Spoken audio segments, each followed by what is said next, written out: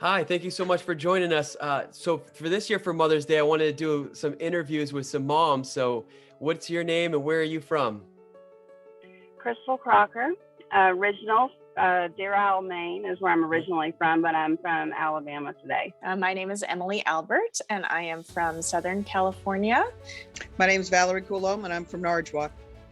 My name is Tina, and I'm from Orono. My name is Andrea LeBlanc. I am from Skowhegan, Maine. Hi, I'm Lisa Webb from Old Town, Maine. Hi, my name's Deanna, and I am from Yarmouth, Maine. I am Rebecca Dete, and I currently live in Kansas City, Missouri, but I'm originally from Augusta, Maine. I am Shelley Hauser from Gilbertsville, Pennsylvania.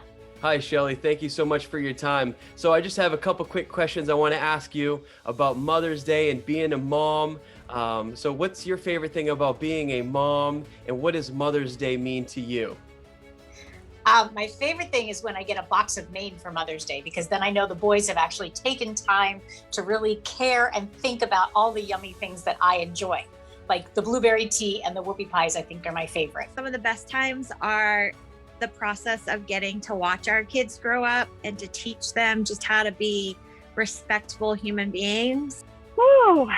Being a mother, my favorite thing about being a mother is the love. You know, the kids, they love me, they depend on me, they want to be with me all the time. It's I love having that attention from my kids. Knowing that there is always that unconditional love, no matter what. The positives is definitely when you get those moments where your child actually really wants to learn something from you, or you experience something through their eyes. I laugh a lot more.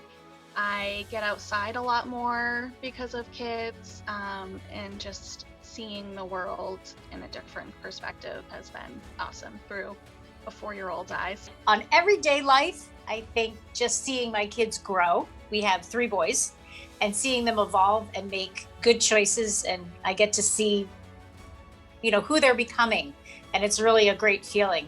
For example, today my 8-year-old son was helping one of our neighbors just out of the kindness of his heart, just because I raised him that way.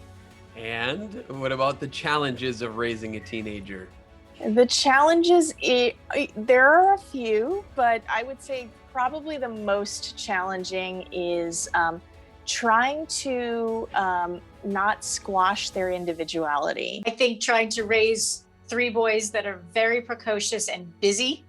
As a mother with a disability, it's a challenge just to keep them out of the emergency room. It was a challenge raising them because I did it on my own. My husband died when my kids were 2 and 5, and they're now in their 20s.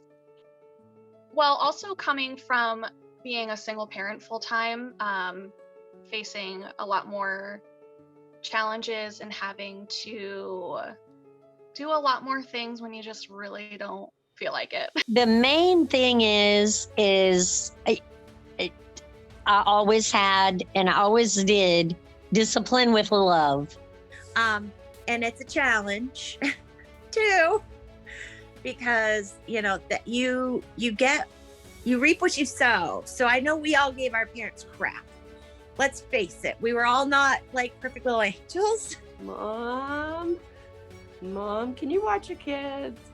Mom, can you lend me money? So does Mother's Day, is it just kind of like any other day, or do you get a little bit more love and care from your children on that day? Do they say, hey mom, here's a card, or here's some flowers?